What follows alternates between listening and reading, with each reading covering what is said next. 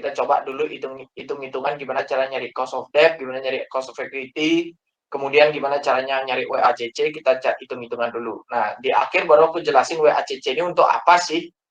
Intinya dia ada hubungannya sama NPV kita yang kemarin kita pelajari tentang NPV, ya. Intinya dia ada hubungan sama itu. Oke, sampai sini ada pertanyaan?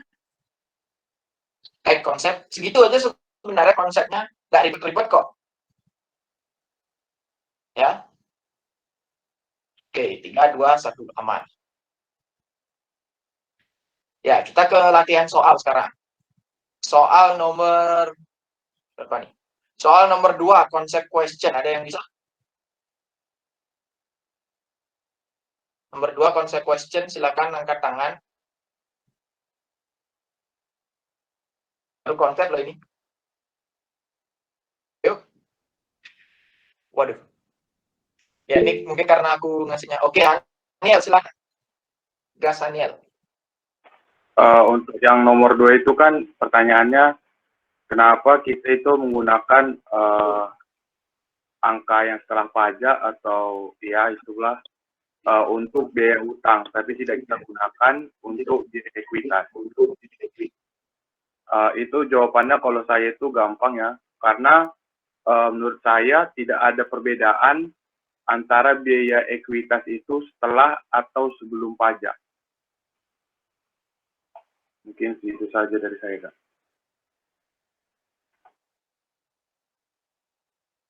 Oke, benar ya jawabannya ya. Tapi ini tergantung situasi negara sih ya. Lebih tepatnya tergantung situasi negara. Pertanyaannya kan, aku share screen dulu.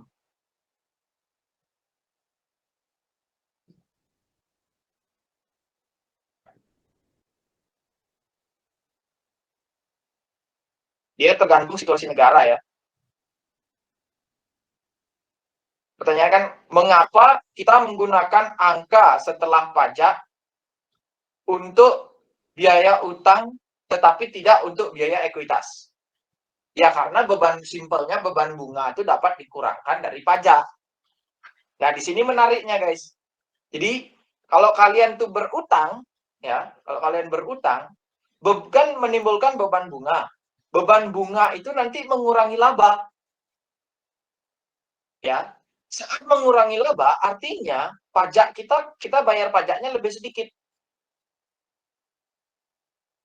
Nah, pasti kalian mikir kan, terutama ada pasti yang sedikit keliru untuk memaknai perusahaan berutang gitu kan. Tapi kalian rada berpikir, wah utang tuh pasti lebih buruk daripada pakai modal sendiri. Ya, pasti kalian ada yang berpikir seperti itu sebelum mempelajari manajemen keuangan. Nggak apa-apa, benar. Maksudnya tidak keliru juga, tapi kurang tepat. Ya.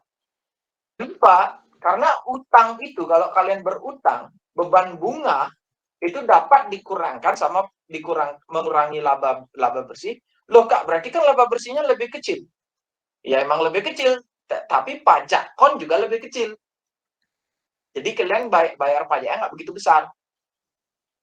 Nah, bagaimana kalau misalnya cost of equity? Nah, kalau dibagiin dividen ya tentunya dividen itu dividen itu nggak bisa mengurangi laba, dan kalau laba tidak berkurang, pajak juga lebih gede jadinya.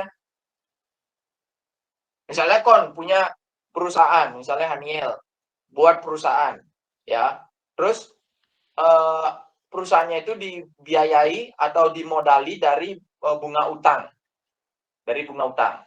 ya. Beban bunganya 80.000 gitu misalnya. Terus perusahaan itu untung 100.000, laba bersihnya dia 100.000. Dikurangi beban bunga berarti kan 20.000 tuh. Nah, labanya Haniel, nah ini laba Haniel dengan utang gitu misalnya. Jadi 100.000 dikurang 80.000. 80.000-nya itu beban bunga. Jadi labanya Haniel sekarang 20.000. Nah, kalau laba Haniel dengan modal sendiri misalnya, laba Haniel dengan modal sendiri. Nah, kalau modal sendiri kan mesti bayar dividen. Let's say dividennya sama beban bunganya 80.000. Tapi Haniel nggak boleh di laporan laba ruginya Haniel itu nggak boleh dia nyatetnya 100.000 dikurang 80.000 gitu. 80.000-nya ini dividen. Nah, sekarang aku tanya ke kalian, dividen itu dia tuh berkurang di laporan apa? Ayo, ini kemampuan akuntansi. Poin 2 kalau dividen itu baru masuk ya di laporan mana? Laporan keuangan yang mana? Laba rugi kah? Posisi keuangan kah? Arus kas kah? Atau perubahan ekuitas? Dividen baru masuk di mana? Ayo. Oke, Lukan. Bisa jawab? Ya Kak, kalau menurut saya perubahan ekuitas ya Kak. Oke, betul. Ya, absen underscore poin 2 ya. Haniel juga absen underscore poin 1. Betul, Lukman. Ya, di laporan perubahan ekuitas dia masuknya. Nah, dia masuk di laba rugi. Jadi labanya tetap 100.000. Ya. Di sini itu tetap 100.000 dia labanya. Nah, sini nggak boleh laba. Nah, 100.000 tetap. Lihat perbedaan labanya tuh. Kalau pakai dividen sama pakai modal sendiri sama pakai utang, bedanya berapa? 100 sama 20.000. Ya. Jauh lebih gede yang ini. Nah, ini kena pajaknya juga lebih gede. Misalnya pajaknya 20%. Kena pajak 20.000. Kalau ini kena pajak 4.000. Jauh lebih dikit kan yang ini kan? Dan pengeluarannya sama. Ya, ntar ini ngeluarin dividen sebesar 80.000. Terus ini ngeluarin bunga dia, tapi bunga itu bisa mengurangi laba. Nah, di sini dia permainannya, di pajak ini permainannya. Jadi kesimpulannya, utang itu nggak selalu buruk.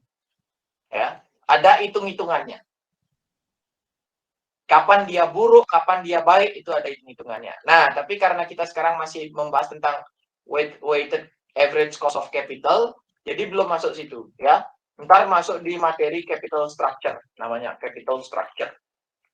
Di materi capital structure ini masih di weighted cost of capital. Cuman biar ada gambaran aja lah, ya. Seperti itu. Itu untuk nomor 2, ada pertanyaan? Aman ya? Oke, lanjut nomor 3. Siapa bisa? Nomor 3, basic question. Nomor 3.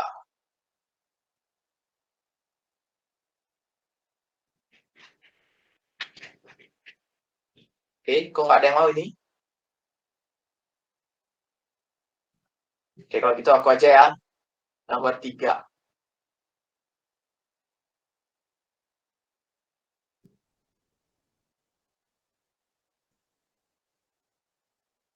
Estimasi biaya ekuitas SML.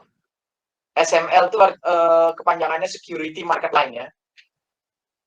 Jika Anda menggunakan beta saham dan Security Market Line atau SML untuk menghitung tingkat diskonto untuk sebuah proyek, asumsi apa yang Anda buat secara implisit? Berarti jawabannya adalah Anda mengasumsikan bahwa risiko proyek baru dengan risiko perusahaan secara keseluruhan, dan bahwa perusahaan dibiayai seluruhnya dengan ekuitas. Nah, ini maksudnya gini guys. Security Market Line adalah metode untuk menghitung cost of equity. Jadi ada 2 metode untuk menghitung cost of equity. Ayo, apa aja? Siapa yang bisa? Poin 1. Ada 2, apa aja metode untuk menghitung cost of equity? Ini udah diajarin ya, Jadi aku nggak ngajarin konsep lagi sebenarnya.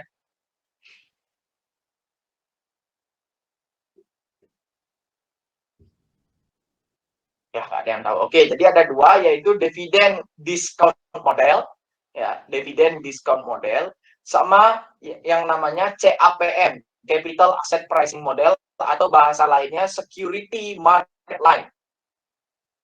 Ya. Kenapa ada 2 Kak? Kenapa nggak pakai yang dividen aja? Karena nggak semua perusahaan membayar dividen. Itu intinya. Ya, Jadi pada saat perusahaan nggak bayar dividen, bisa kita pakai dividen discount model untuk menghitung cost of equity. Kita pakai apa Kak kalau gitu? CAPM atau Capital Asset Pricing Model. Ya, bahasa lainnya Security Market Line. Jadi kalau misalnya kita menghitung tingkat diskonto suatu proyek tuh NPV-nya tuh kan ada tingkat diskonto tuh kalau di NPV. Nah, kalau tingkat diskonto atau apa namanya bahasa lainnya itu kalau kemarin kita bahas di NPV itu discount rate ya.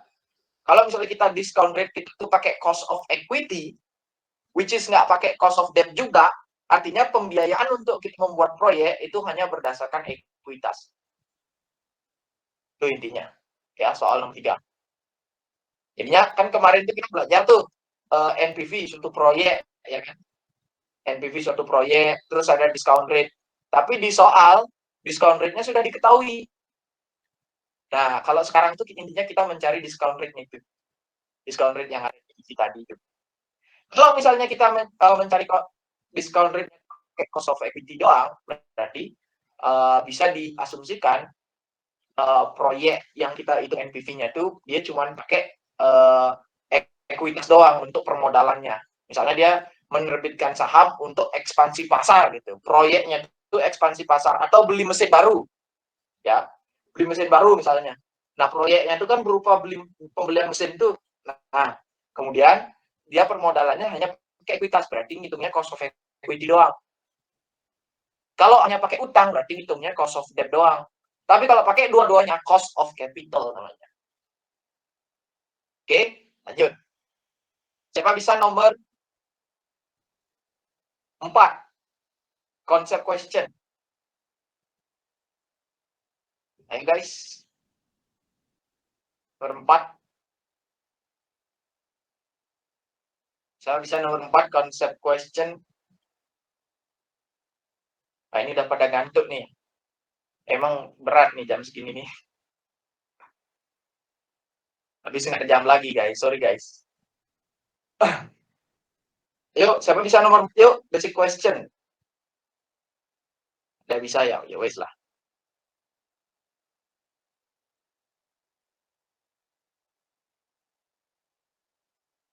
Oke, ini sama tentang estimasi biaya ekuitas dengan SML.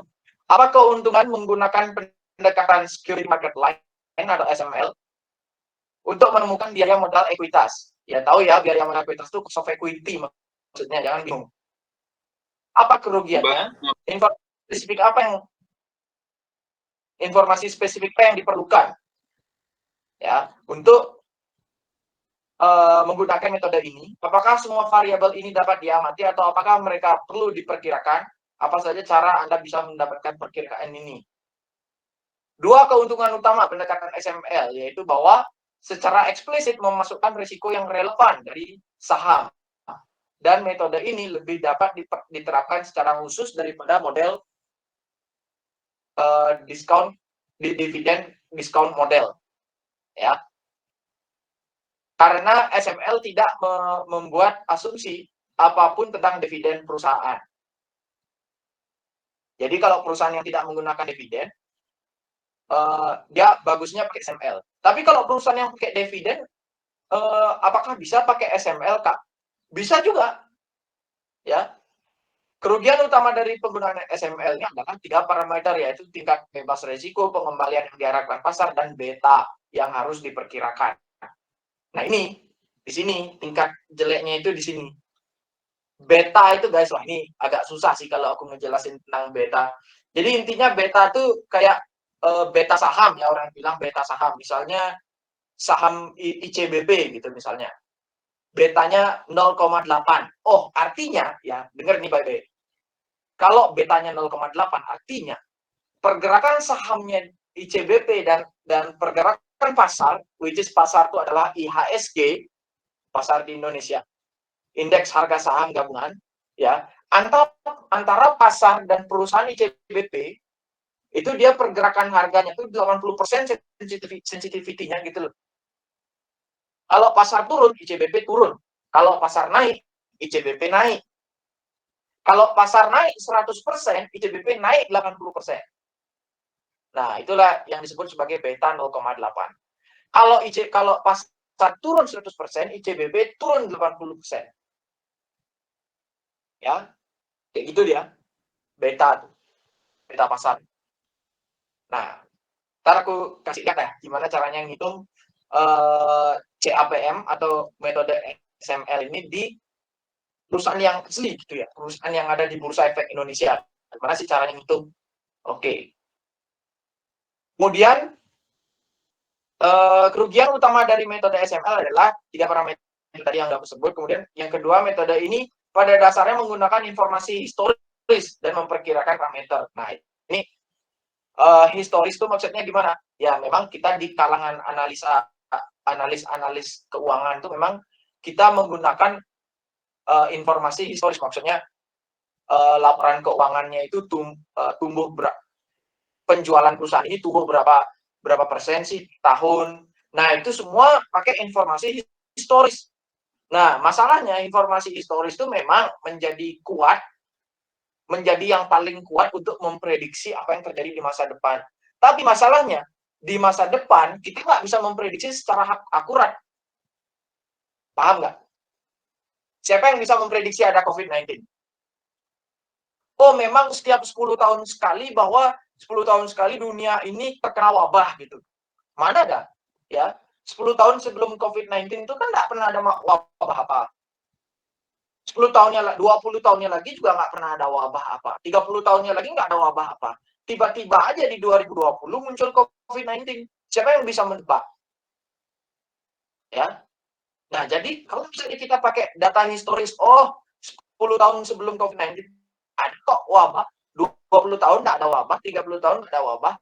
Tapi buktinya di 2020 ada wabah gitu. Ya, 2010 nggak ada tuh, 2001 nggak ada, 2000 nggak ada, 1990 nggak ada. Ya, berarti misalnya kita sebagai analis nih, sekarang tahun 2020 kita sebagai analis saham. Habis itu ada yang nanya, misalnya Haniel nanya ke aku analisnya, apa namanya, Kak, besok ini bakal ada wabah nggak sih? Aku bakalan jawab gini ke Haniel, menurut data historis sih nggak ada, Haniel. Tahun 2010 nggak ada, 19 tahun 2000 nggak ada, 1990 nggak ada, 1980 juga nggak ada. Adanya itu jauh tuh di tahun 1920, wabah Spanyol. Ya, adanya waktu itu. Oh, berarti kemungkinan wabah terjadi kecil ya, Kak? Iya, kecil. Tapi ada kemungkinannya, tapi kecil. Ya. Berarti aku sebagai peramal, ya, istilahnya peramal keuangan, analis keuangan, itu aku memprediksi, oh, tidak terjadi wabah. Tapi apa yang terjadi sesungguhnya? Ada wabah. Nah, itulah yang disebut sebagai kelemahan informasi historis. Ya, kita sebagai analis tuh sering banget ngelihat yang masa lalu, terus kita kayak menggunakan apa yang terjadi di masa lalu untuk memprediksi di masa depan. Boleh menggunakan masa lalu, tapi juga kita harus mikir kayak visioner. Kita juga harus boleh visioner. Jangan takut dibilang mengada-ngada. Ya, kayak film itu kan kadang-kadang yang science fiction tuh dibilang mengada-ngada tuh sama orang yang sok rasional, ya kan? Yang sok rasional, yang sok apa ya? Pokoknya ya science fiction tuh kadang-kadang adalah orang yang mengkritik, nggak mungkin ini terjadi, alien nggak mungkin ada, atau ya kita nggak bisa lihat 10-20 tahun kemudian. Kita juga harus tetap visioner, tapi nggak boleh muluk-muluk. Nah, bisa diterima ya, visioner tapi nggak boleh muluk-muluk. Nah, balik ke CAPM lagi. Nah, karena data historis untuk menghitung CAPM, ntar aku tunjukin cara yang ngitung CAPM. Nah, oleh sebab itu ya kita jadinya informasi yang diambil oleh yang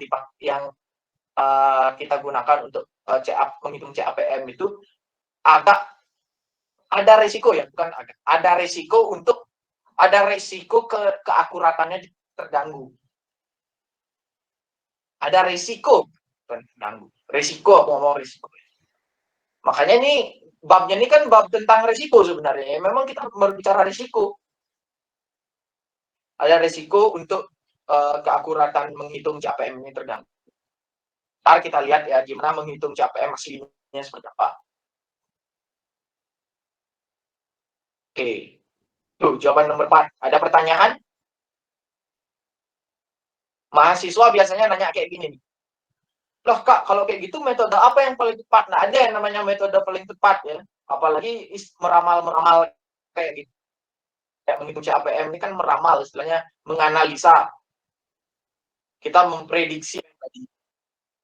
Itu bukan Tuhan, jadi kurang prediksi kita kan gitu intinya.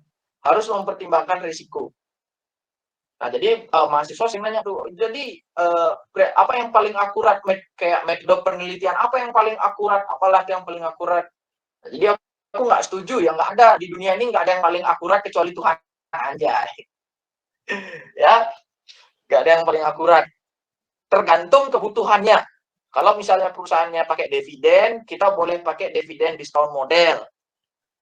Kalau misalnya perusahaan atau pakai CAPM, kalau misalnya dividen, boleh dua-duanya.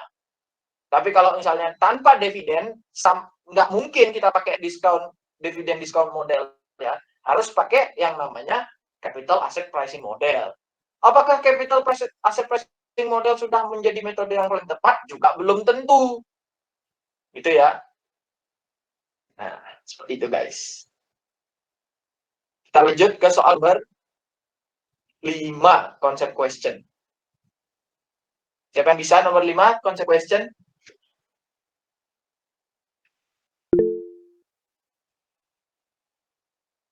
Siapa nih? Oke, Najla Fadila, silakan. Ini sebutin, bacain soalnya dulu ya Kak. Ya. Pertanyaannya, bagaimana Anda menentukan biaya utang yang tepat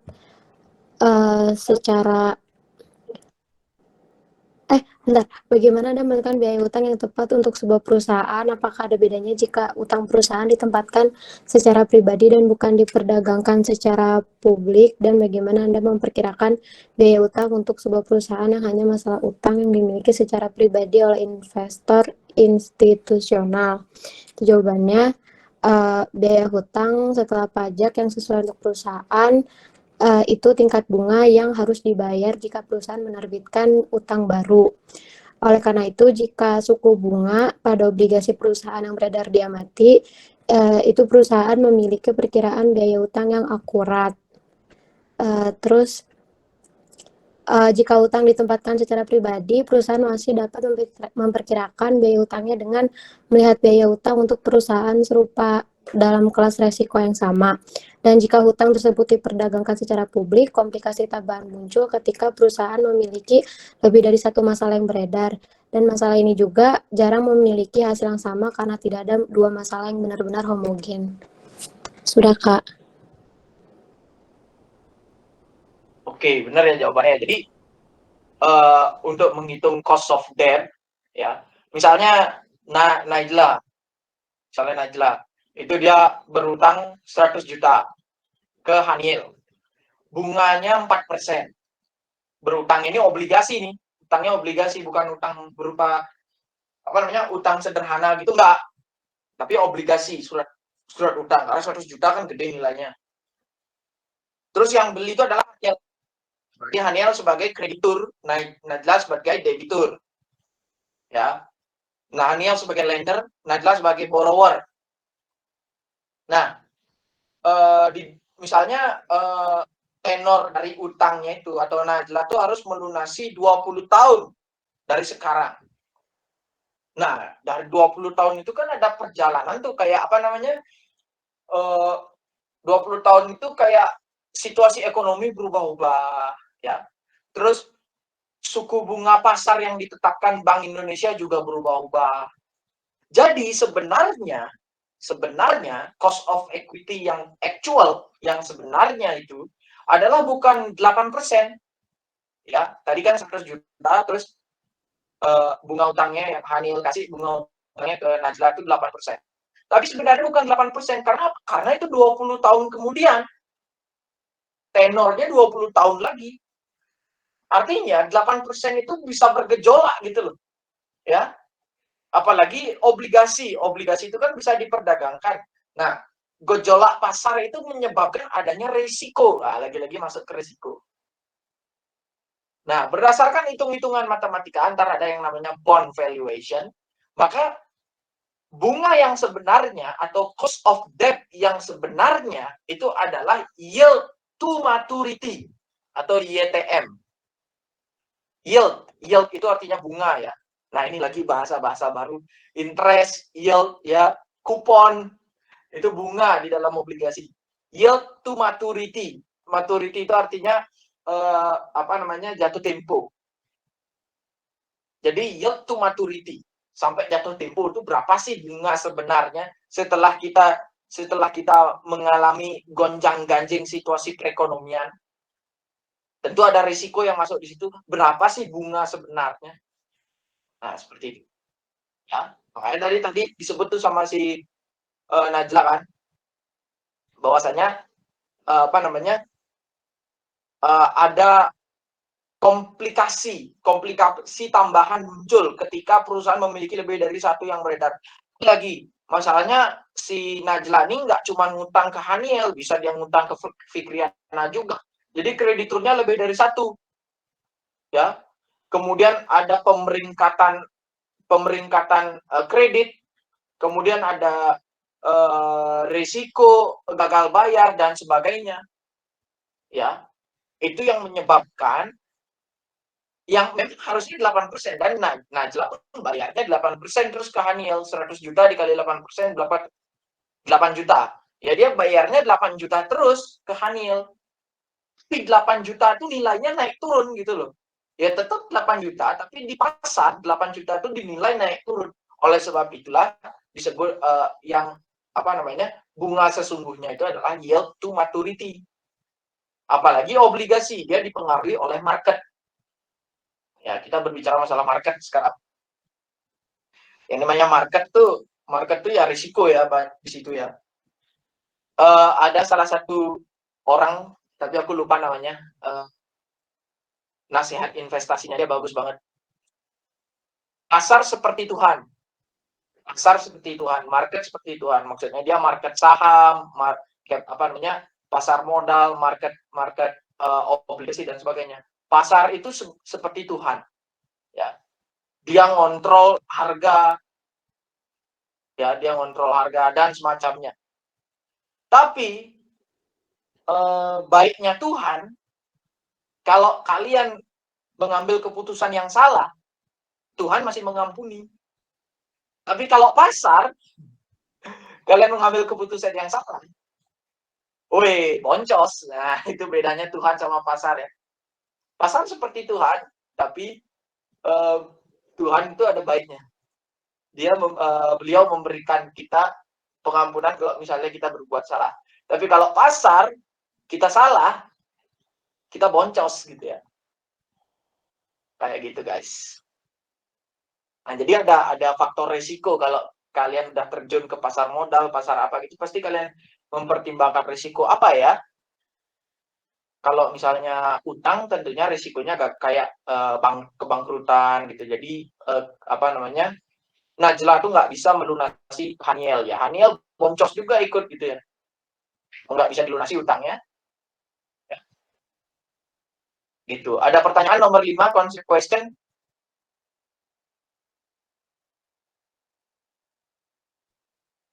Nggak ada ya. Aman ya. Oke, kita lanjut ke soal nomor berapa nih? 4, basic question. Ada yang bisa? Nomor 4, basic question. Nah, masuk hitung-hitungan nih. Kayaknya susah sih ini sama kalian. Soalnya belum aneh ya, materinya ini menurutku aneh nih. Kalian belum ngelewatin valuasi obligasi, tapi udah nyari yield to maturity. Oke, aku jelasin aja. Oke, nanti kalian di akuntansi HKM 1 udah deh notes payable, udah ngitungkan valuasi notes payable kan. Udah hitung deh. Jadi mirip-mirip ya, obligasi sama notes payable tuh mirip-mirip, sama utang wesel tuh mirip caranya menghitung nilai wajar. Karena nilai ini yang ntar masuk pembukuan.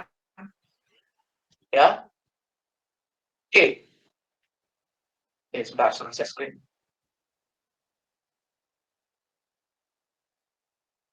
Soal nomor 4. Basic question. Calculating cost of debt. Nah, kita berlatih dulu untuk menghitung cost of debt. Nah, Advance Incorporated is trying to determine its cost of debt. Ya. Untuk dia Advance Incorporated ini ingin mencari berapa sih cost of debt-nya. The firm has a debt issue outstanding with 12 years to maturity. Nah, berarti tenornya 12 tahun. That is quoted at 95% of face value. Nah, dia di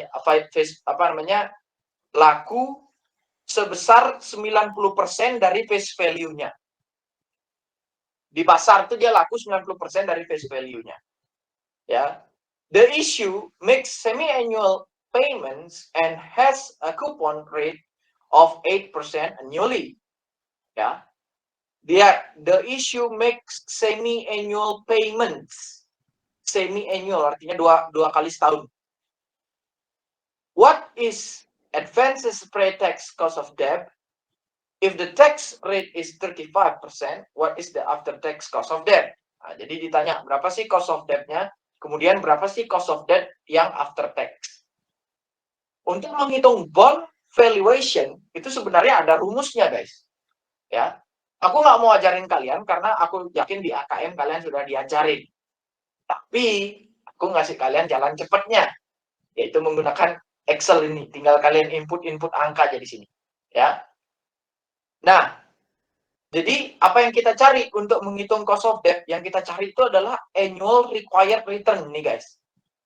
Annual required return. Ya. Annual required return. Jadi kayak gini. Ini awalnya kosong, ini sebelum ada angka. Nah, ini aku copy ke sini.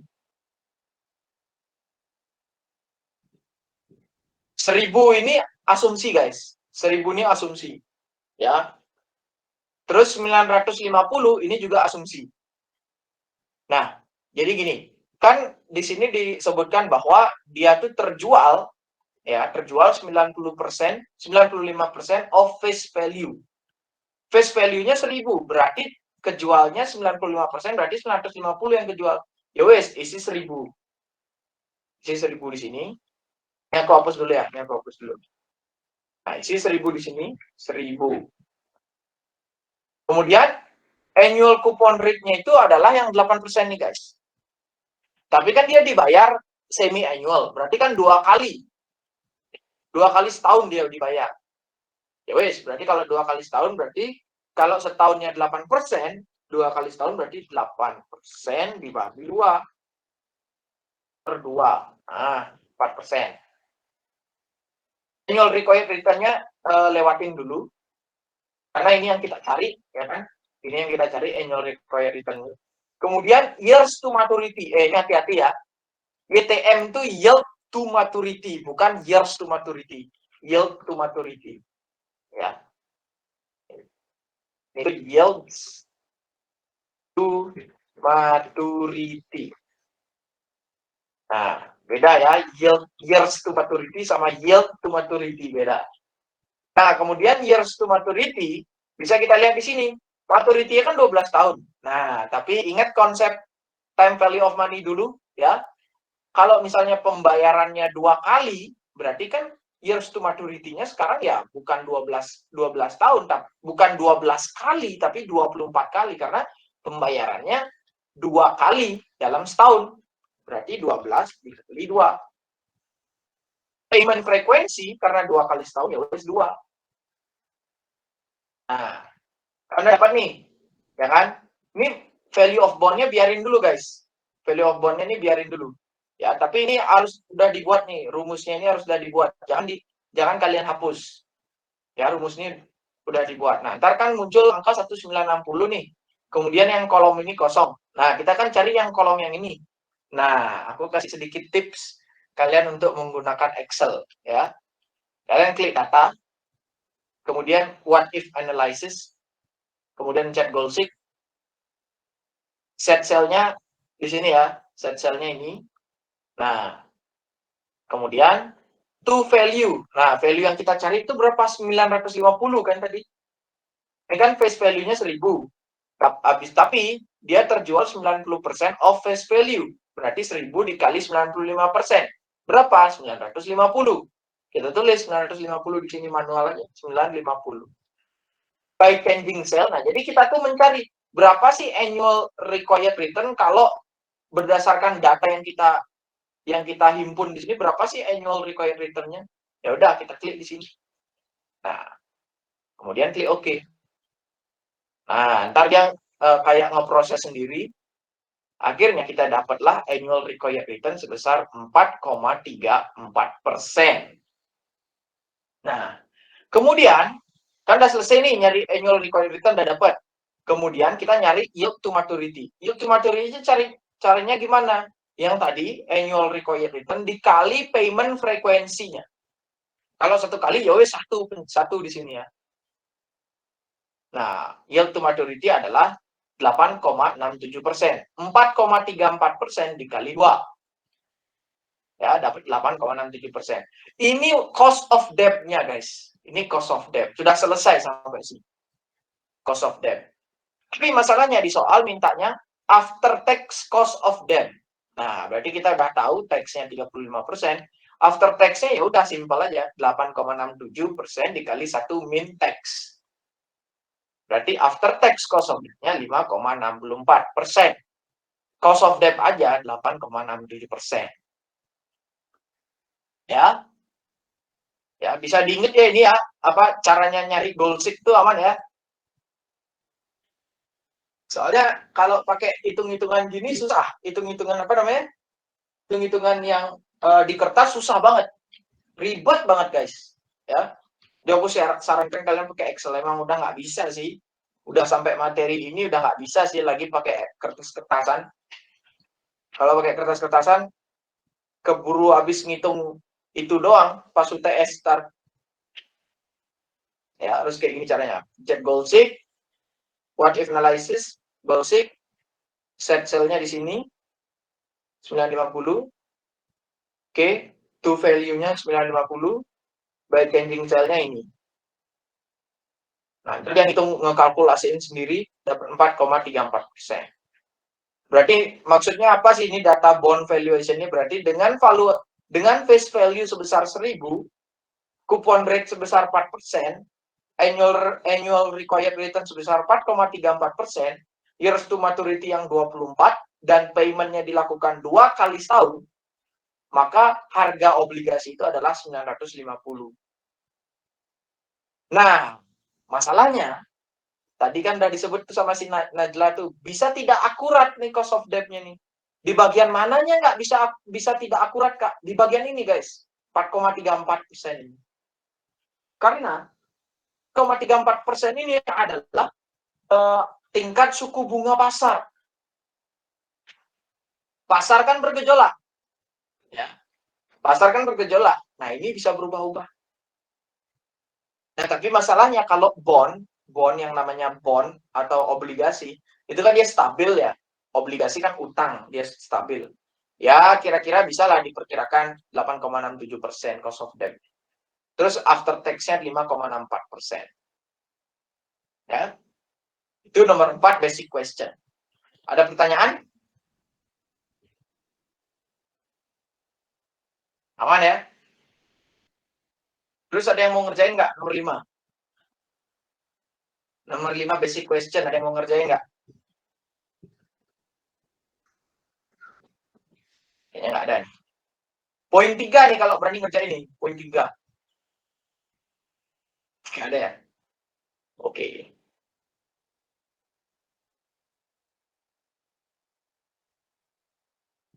Kemudian nomor 5. Ya. Sama aja persis caranya kayak tadi. Ya. Calculating cost of debt. Sharpen Corporation issued a 30-year. Wih. 30 tahun tenornya nih. 7% semi-annual bond 7 years ago. Nah, ini 7 tahun yang lalu dia. Kalau tadi ini kan baru nih, obligasinya ini kan baru diterbitkan. Kalau ini udah 7 tahun yang lalu diterbitkan, guys. Ya. Terus tenornya 30 tahun, berarti sisa berapa tahun tuh? Ya, kalau dulu diterbitkan 7 tahun yang lalu, sekarang sisa lagi 30 tahun. Berarti tenornya berapa tuh sisanya? 30 kurang 7. 23 tahun sisanya ya, sampai maturity, sampai apa namanya? Sampai masa gini, sampai masa pelunasan tuh 23 tahun. The bond currently sells at 108% of its face value. Ya. The company tax rate is 35%. Nah, sekarang tuh 108% dari face value. Berarti kalau 1000 face value-nya, berarti di sini harus 1080 asumsinya.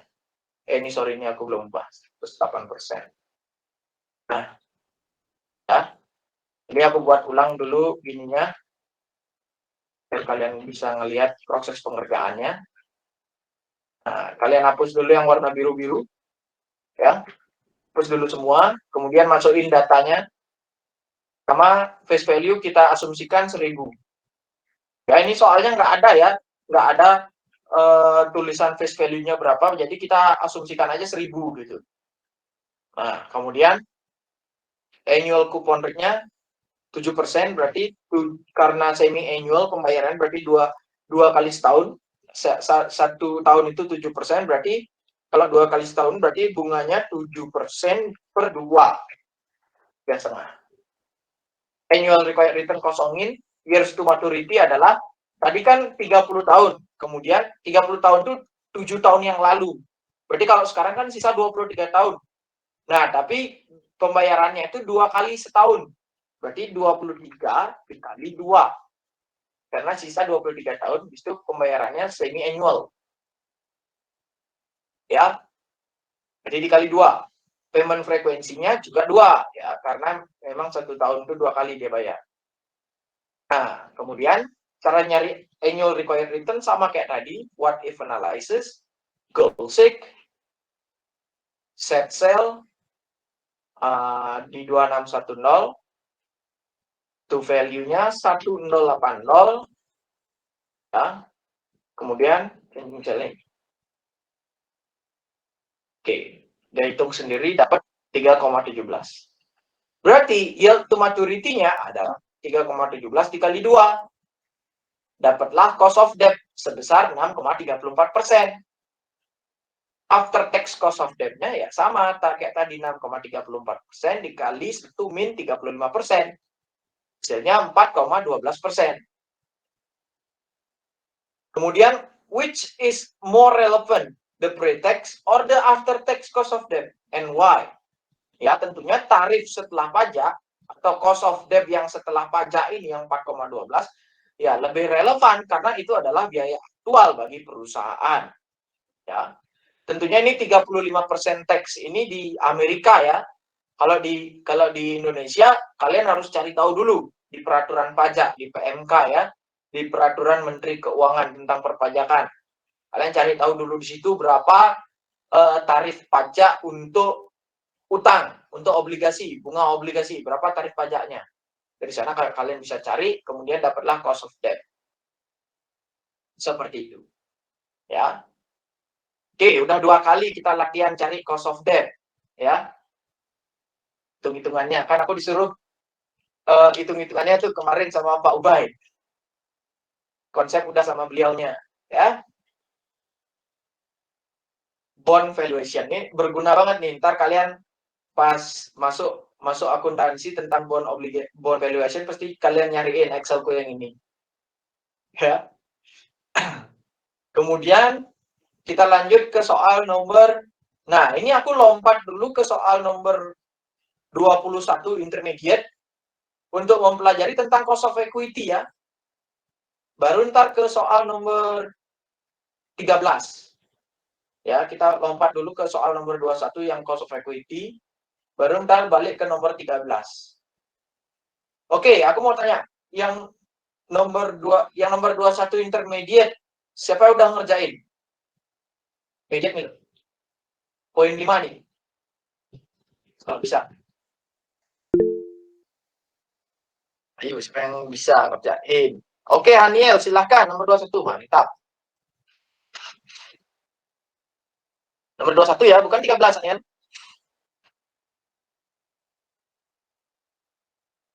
Baik, Silahkan saya di-share. coba ya, Kak.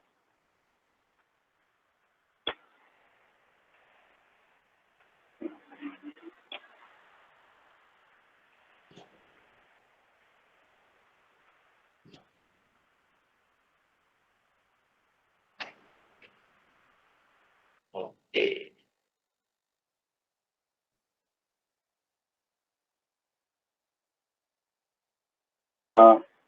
Yang ini kan tadi kita kalau di soal yang nomor 21 itu kan disuruh yang pertama itu mencari menggunakan metode DDN.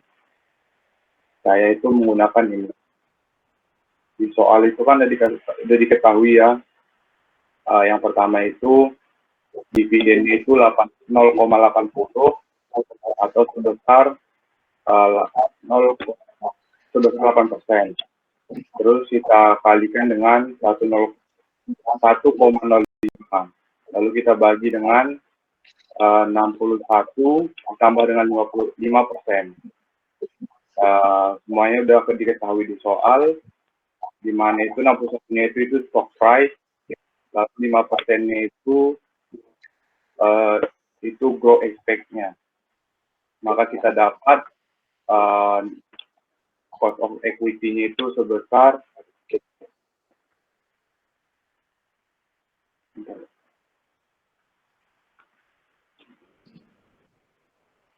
Loh. Kenapa itu? Udah benar tadi.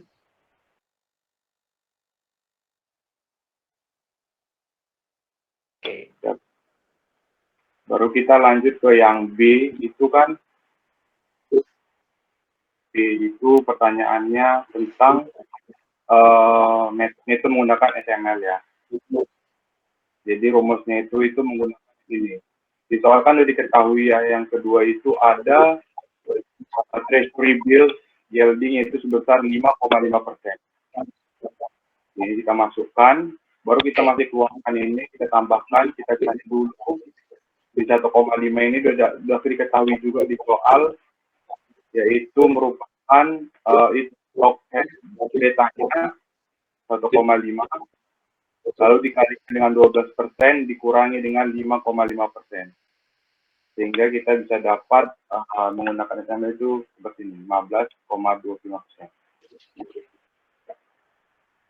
Oke, mantap. Benar ya? 12,25, 6,38. Ya, benar. Good, Aniel. Poin 5 ya, absen underscore poin 5. Mantap. Ya. Bisa dilihat, Aniel udah bagus ya.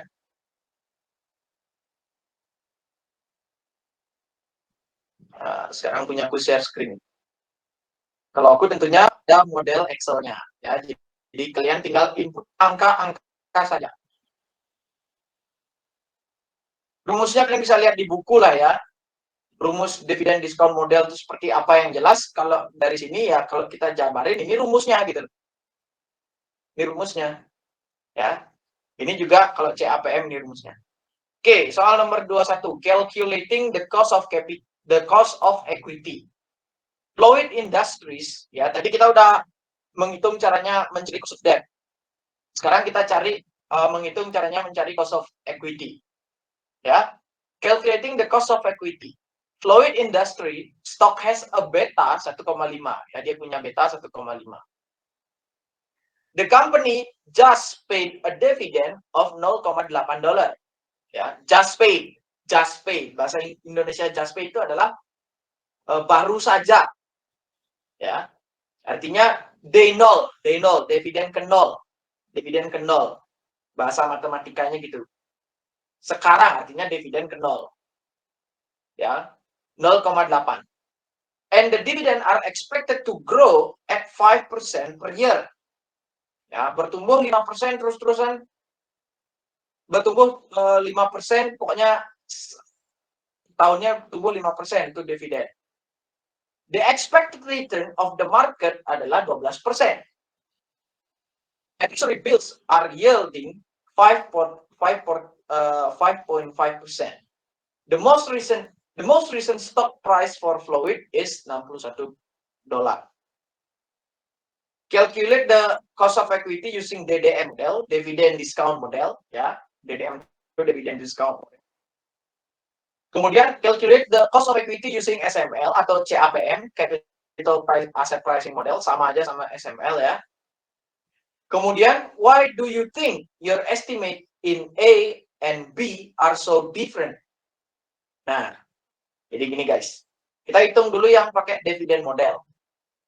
Ya, masukin aja just paid on dividennya 0,8. Dividen growth-nya 5%. Recent stock price-nya 61. Ya wes, dapat RE. Jangan tanya aku rumusnya, karena rumus sudah, kalau orang Bali bilang mengkacakan gitu ya. Apa mengkacakan ya?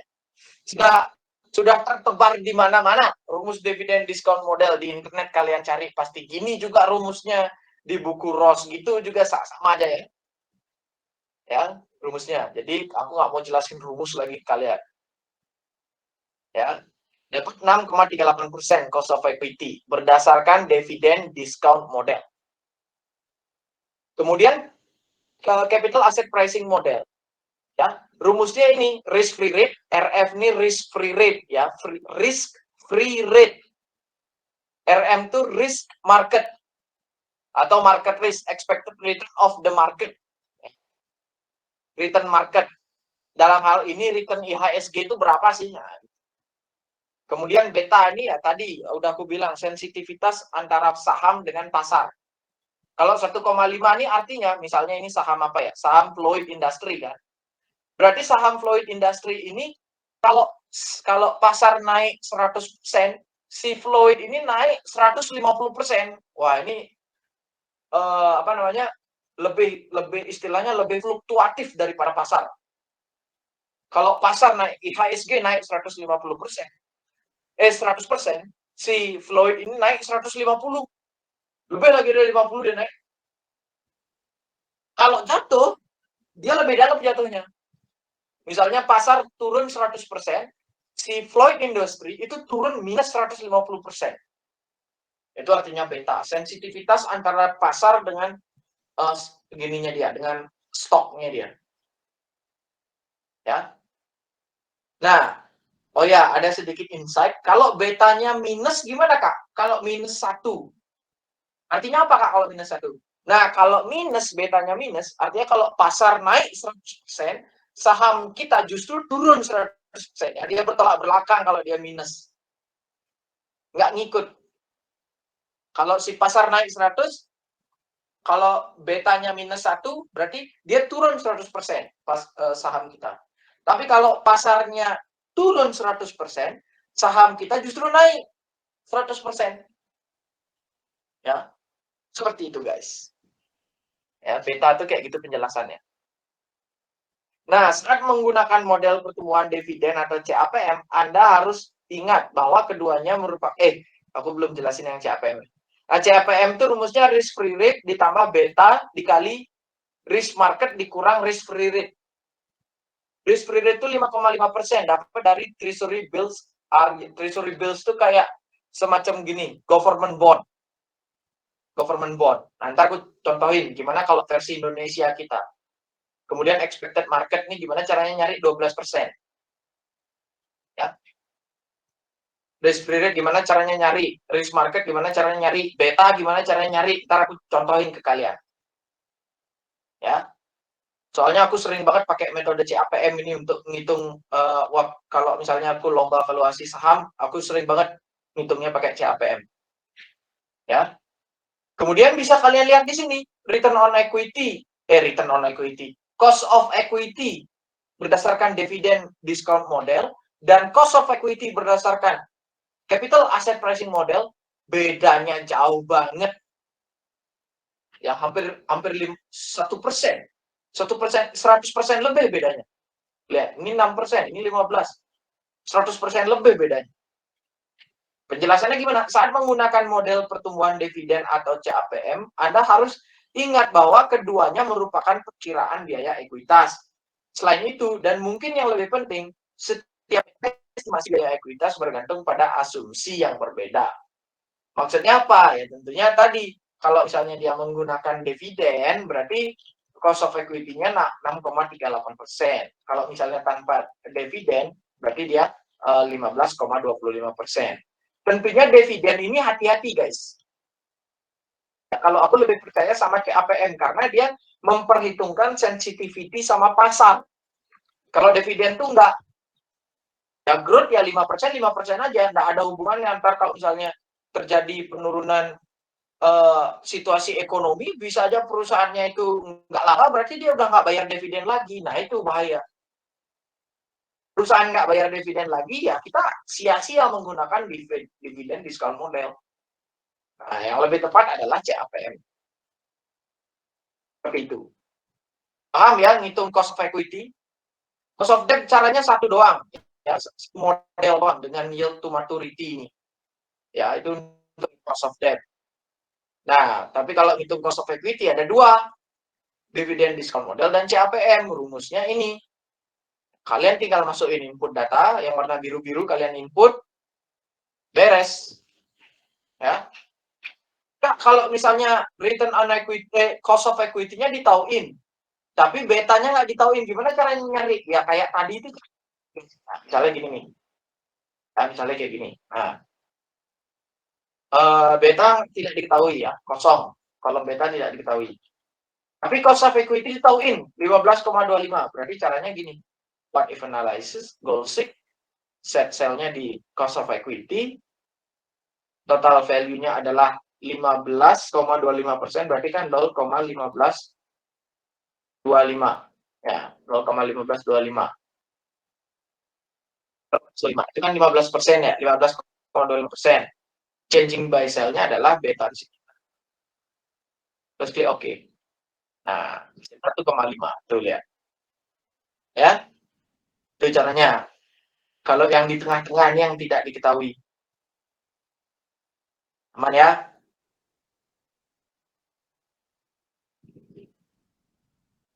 Oke.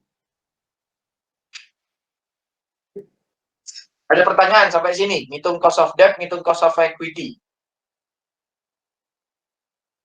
Aman ya? Kemudian kita lanjut ke nomor 13. Ada yang bisa nomor 13? Ini poin 5 juga nih. Susah, 13. Terakhir. 13.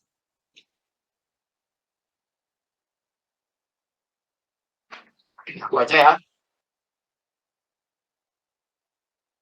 Malam minggu sudah malam. Nomor 13. Nah, sekarang hitung WACC. Nah, ini baru gabungan dari cost of debt sama cost of equity.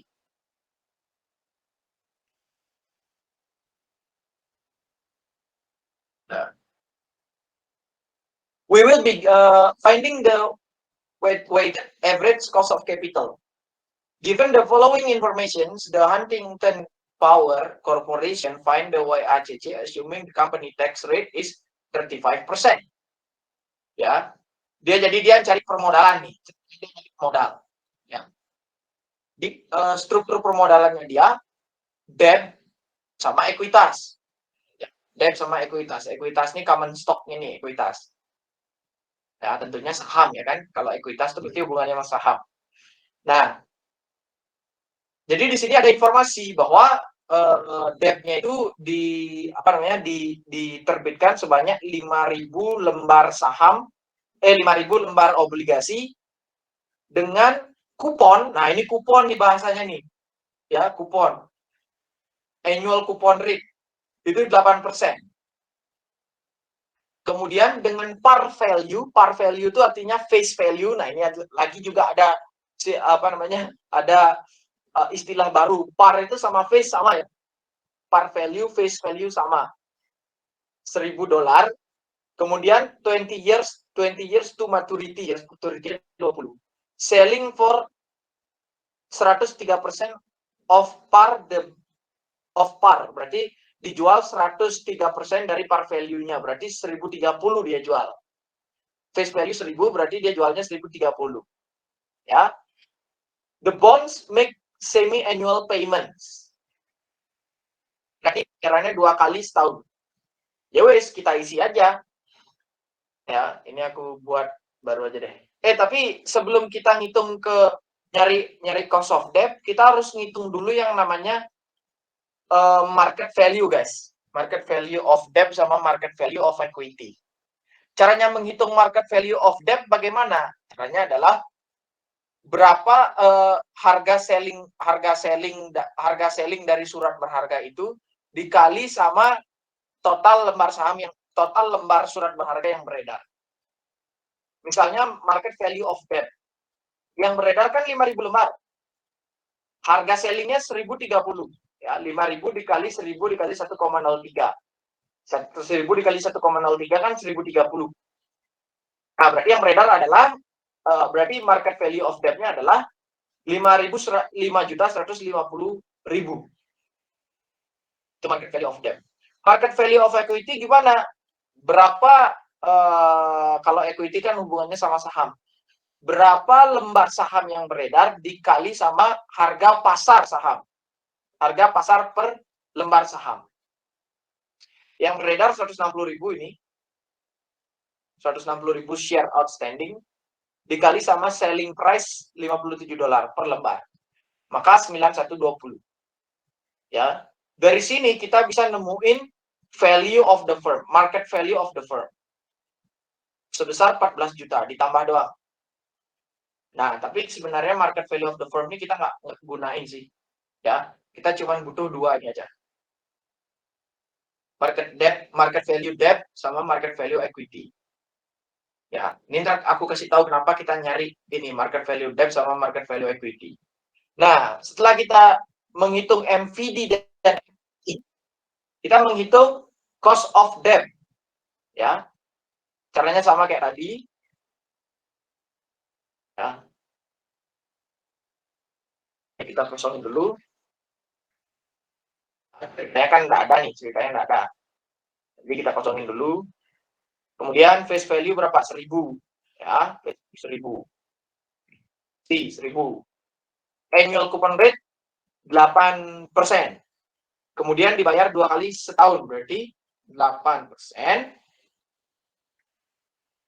dibagi 2. 4%. Annual required return yang dicari, maka kosongin kolomnya itu. Years to maturity-nya 20 tahun, tapi karena frekuensi pembayaran 2 kali, berarti 20 di 2. Kemudian payment frekuensinya 2 kali, semi-annual. Kemudian pencet kolom yang ini, goal seek, data, what if analysis, goal seek, set cell, ini, to value-nya 1030, 1000 dikali 103%, right changing cell-nya, annual required return. Oke, dia ngitung sendiri, dapat 3,85%. Yield to maturity, 3,85% dikali 2. Ya, dapat 7,7%. Berarti cost of debt-nya 7,7%. Tapi, kan yang kita cari kan after tax cost of debt. Berarti after tax cost of debt-nya adalah 5,01. Ya, 7,7% dikali 1 min 35%. Dapat 5,01%. Udah. MVD sudah.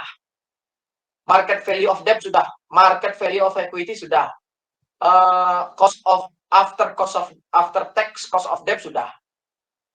Kurang lagi satu komponen. Apa komponen itu? Cost of equity. Ya, komponen yang terakhir cost of equity. Nah, bisa lihat di sini. Ini nggak ada informasi dividen nih di sini nih. Nggak ada informasi dividen. Artinya, dia nggak bayar dividen. Oleh sebab itu, kita pakai CAPM. Kita pakai CAPM, guys. Ya. Risk free rate kita masukin di sini ada, ya. 6% risk free rate, 6% risk free rate, maka 6% di sini masuk. Risk marketnya, nah ini 7% market risk premium. Nah, ini hati-hati guys. Market risk premium itu bukan expected rate of market ya, expected return of market, bukan, beda. Market risk premium itu adalah expected return of market dikurang risk free rate. Nah, jadi 7% sama dengan RM min 6%. Berapa RM? 13%. Hati-hati ya, ini kan market risk premium. Kalau tadi di soal yang tadi itu yang diketahui adalah RM-nya. Ini 21. Nah, ini RM-nya, expected return of on the market. Expected return on the market. Kalau ini market risk premium, beda. Market risk premium itu adalah RM atau expected return on the market minus risk free rate. Maka kalau market risk premiumnya 7% sama dengan RM min 6%. Jadi RM sama dengan 13. Beta masuk 13,7. Dapat cost of equity. Kemudian masuk ke rumus WACC. Nah, masuk ke rumus WACC ini baru kalian tahu nih gunanya MVD sama MVI. MVD sama MVI itu kan bisa ngitung debt to equity ratio. Kalau ini caranya ngitung debt equity ratio kan berarti debt per equity. Udah 0,56 debt to equity ratio-nya. Nah, debt to equity ratio dapat, kita bisa ngitung WACC. Weighted average cost of capital. Ya. Caranya weighted average cost of capital ini ntar kalian nanya gimana Kak rumusnya? Lagi-lagi aku bilang ada di buku ya. Di internet juga ada, di mana-mana juga ada. Nah, kemudian kalian tinggal masukin aja angka nih. Debt to equity ratio ya, tinggal MVD per MVI, dapat angka 0,56. Cost of equity-nya 13,7. Nah, di sini hati-hati nih. Nah, karena modelnya ini aku buat dia cost of debt yang before tax. Jadi masukin yang year to maturity, jangan yang RD ini kalian masukin. Ini udah jelas ya, cost of debt before tax. Berarti masukin yang 7,7. Masuk 7,7, tax-nya masukin 35%, maka cost of capital sama dengan 10,56%. Oke, aku janji tadi nunjukin ke kalian apa hubungannya sama NPV. Oke, nih kita buka yang NPV ya. Udah ada, aku buka deh. Nah, ini. Nah, jadi ntar cost of capital nih ya, masuk ke sini guys, 10,56 ini masuk ke sini. Masuk ke discount rate nih. Ya. Jadi kalau misalnya NPV-nya minus, artinya kan discount rate ini lebih gede daripada IRR. Kalau kalian ingat. Discount rate ini lebih gede daripada IRR. Oleh sebab itu, jadi kan ini kan proyek ya, ini kan proyek. Nah, duit yang dihasilkan dari proyek itu sekian ya kan. Nah, duit hasil proyek ini harus bisa membayar cost of capital sebesar 10,56% ini. Ya, kalau dalam kasus ini 14%. Nah, jadi sebelum 14% ini muncul, kita hitung ini dulu. Oh, 10,56, baru masuk ke sini, baru muncul ini. Baru muncul NPV gitu sebenarnya. Ya, cost of capital masuk discount rate ke sini dia cost of capitalnya, baru ngitung ini, baru muncul NPV. Kalau NPV-nya minus, ya kalian tahulah apa keputusannya kalau minus. Kalau plus, apa keputusannya. Seperti itu, guys. Proyek ini kan perlu didanai, guys. Entah itu didanai lewat debt, ya lewat debt atau lewat equity.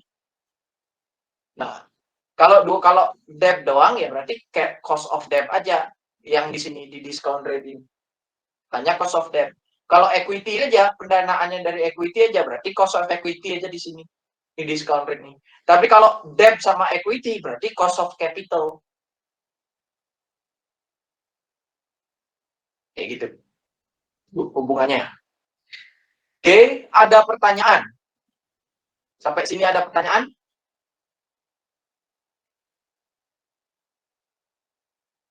Tampaknya semua sudah ngantuk. Ya, ya guys ya. Jadi pelajari lah ini. Cost of capital ini konsepnya harus tahu ya.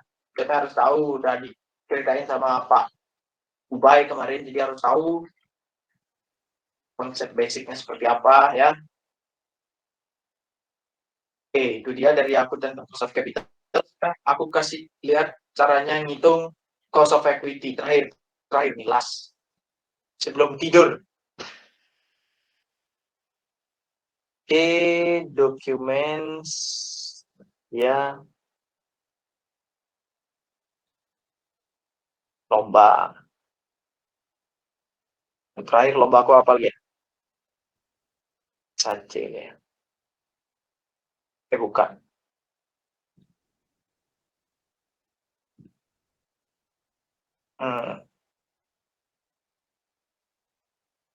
Apa lombaku yang terakhir? ERC ya? Bukan. Bentar guys. Oke, ini dia.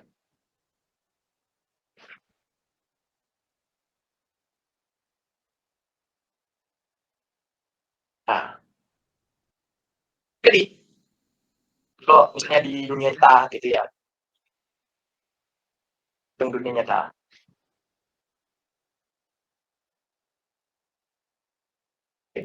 salah deh. Soalnya bapaknya kemarin nyuruh aku nyontohin tuh. Ini cara yang itu. Kalau tadi kan di soal udah tahu tuh beta sekian, risk free rate sekian. Kalau di dunia nyata kayak gimana kan itu kan pertanyaannya. Dunia nyata ini menarik nih.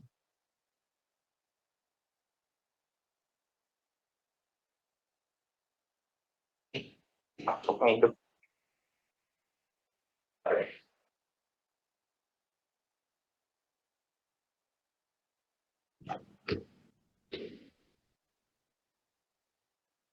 Masuknya hidup dong.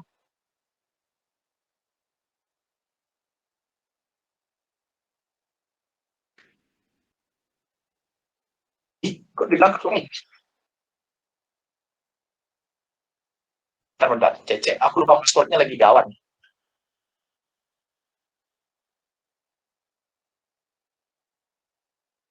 Oke. Nah, di sini ceritanya aku lagi ngitung apa namanya saham, ngitung harga saham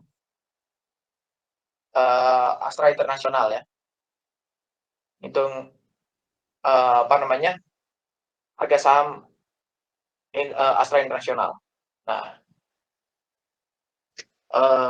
bentar aku gedein dulu. Nah, pertama-tama itu aku ngitung cost of equity dulu guys. Ya. Nah, ini ntar berurutan nih buat growth rate, habis itu buat LPEC, laporan keuangan, laporan laba rugi. Ini yang kondensasi ya, atau yang sudah diringkas gitu. Ya. Nah, ini aku ringkas. Nah, pertama cost of equity. Cost of equity kita hitung berapa sih cost of equity dari Astra Internasional. Nah, jadi pertama-tama kita nyari dulu risk free rate. Nah, di sini aku tulis ada dalam kurung GIDN 10 year. Apa tuh GIDN 10 year, Kak? Itu government obligation ya. Apa ya? Ya pokoknya obligasi pemerintah 10 tahun. Cari gimana? Buka browser. Cari apa namanya? Apa sih? tradingeconomics.com. Nah, tradingeconomics.com. tradingeconomics.com, kemudian cek negara Indonesia, PIBN, nah Indonesia. Nah, Indonesia Government Bond 10 tahun. Nah, ini kan lihat nih berfluktuasi nih. Nah, sekarang tuh di angka 7%. Nah, risk free rate untuk saham Indonesia berarti kira-kira ya 7% ini. Ini kan berfluktuasi nih. Nah, ini yang menyebabkan CAPM tuh apa namanya kurang efektif gitu ya. Tapi yang apa? Kita ngikutin yang data terakhir 7,396%. Jadi kita tulis di risk free rate tuh 7,396% di sini. Nah, tapi waktu aku lomba ini kan tahun 2021 nih. 6,33% ya. Kemudian gimana caranya nyari return market? Nah, return market ini kita harus cari yang annually guys, jangan yang monthly. Tapi masalahnya data yang kita punya, data harga saham sama data Astra Internasional yang kita punya, itu dia bulanan, data bulanan. Nah, gimana caranya nyari data Astra Internasional sama IHSG? Nah, cara nyari itu sini. Nah, ini panjang nih, Yahoo Finance. Yahoo Finance.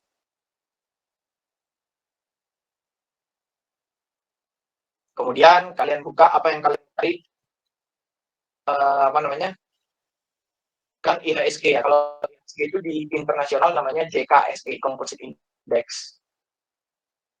Nah, ini IHSG. Kemudian cari historical data. Nah, dapat kan nih data adjusted close dari IHSG. Kemudian kita juga cari dari Astra Internasional, sama caranya nyari sama IHSG. Kemudian dapat kan, itu kita rangkum kayak gini datanya. IHSG sekian, kemudian Astra Internasional sekian. Nah, udah dapat, masuk hitung-hitungan, ya, hitung-hitungan statistik. Ini ntar kalian belajar lah, cuman aku kasih gambaran aja. Kemudian dapat return market annually. Return market annually ini tentunya hitung-hitungan statistik dari return IHSG. Ya. Nah, kemudian beta. Nah, beta ini kita cari menggunakan hitung-hitungan statistik yang namanya regresi linear log. Regresi linear.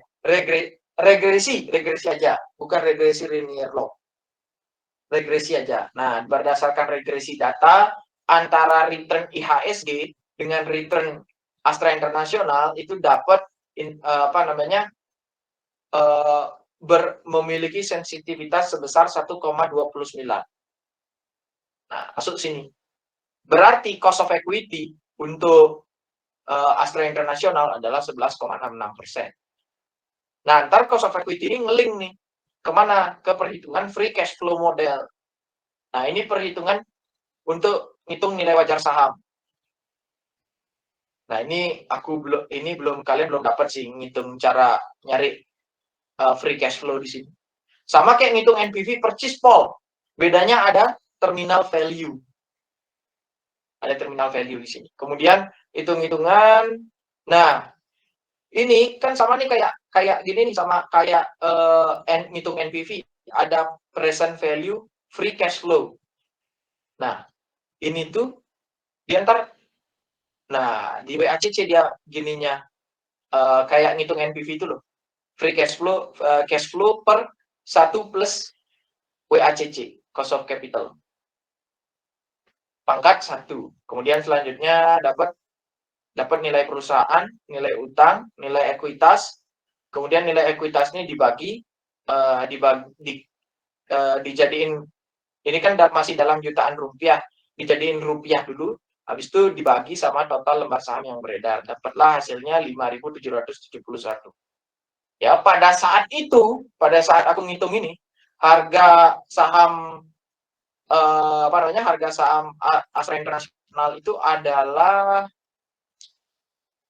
kok aku nggak ada di sini ya? Nah, sini ada nih. Nah, ini harga saham Astra tahun 2021 nih. Oke, nah ini tahun 2021 September itu di 5.300. Ya. September akhir 2021 harganya di 5.300. Sedangkan aku memprediksi harganya itu bakal naik menjadi 5.700. Kira-kira naik 400 rupiah. Nah, sekarang harga Astra itu 7.000. Untuk sekarang, hari ini. 7.000 dia. Dan nyentuh 7.000. Nah, seperti itu cara hitung. Ntar ngitung